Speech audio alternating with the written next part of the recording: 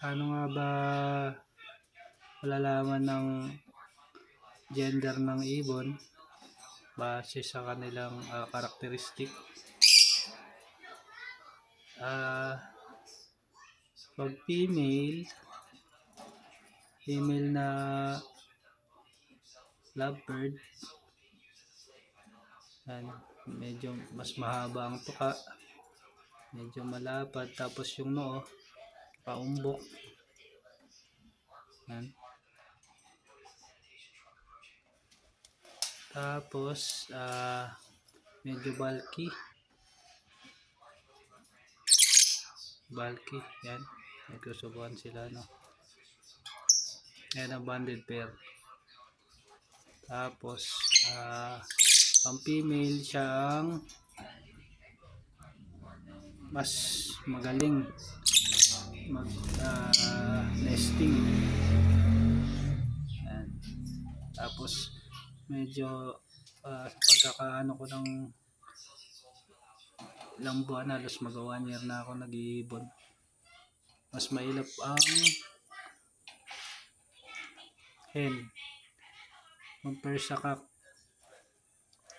Yan.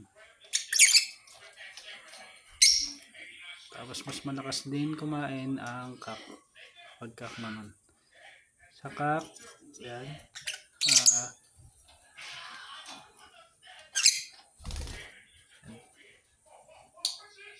medyo maliit, patulis yung tuka. Tapos lagi siyang nasa labas ng kanyang nest box. Then sa pag-identify ko rin, mas malapad ang buntot ang hen compare sa buntot ng cock. Patulis ang sakak. Ayan, patulis.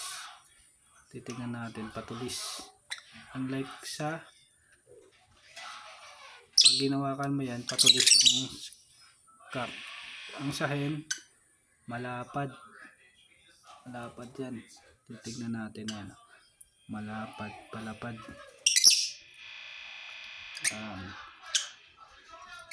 Ito naman same lang ang titignan natin.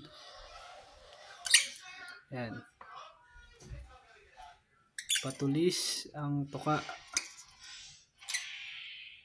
sa hen. Yan, malapad, bulky ang katawan, mas malaki ang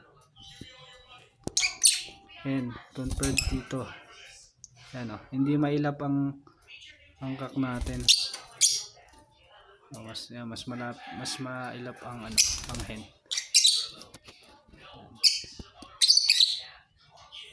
Try natin, sana makabili tayo ng mas magandang ibon na mas magandang lahi. Dati kasi wala pa talagang idea sa pag-iibon, kaya yung nabibili natin is normal bird lang. Sabagay, pag beginner ka kasi wala ka pa talaga idea. Pero meron ako dito split legs, pero opaline hen.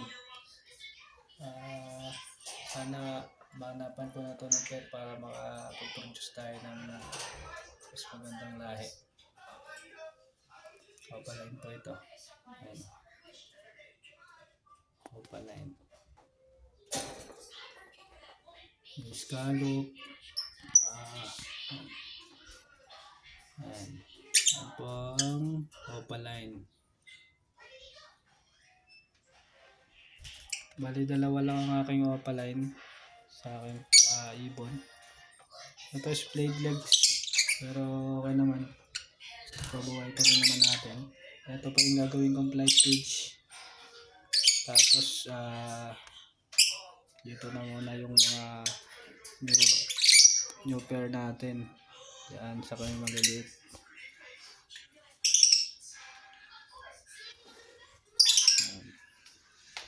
Yan po. Paano ko ba mapapakita sa inyo pinagkaiba ng buntot? Tingnan nyo po, patulis ang buntot ng yan. Hindi po mailap ang kak. Ganyan po ang tuka. Ang tuka, ayan o. Maliit ang tuka, patulis sa padulo. Yan. Unlike po sa hen, yan. Medyo malapad, mahaba, bulky, malapad ang buntot. So, tignan nyo po, oh. Malapad po ang buntot ng hen. Ayan po, ang cock. Tulis ang buntang tuka. Ayan.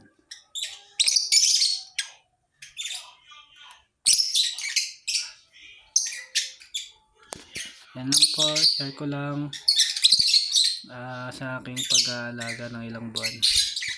Next time kapag hanap din tayo ng mas magandang bloodline.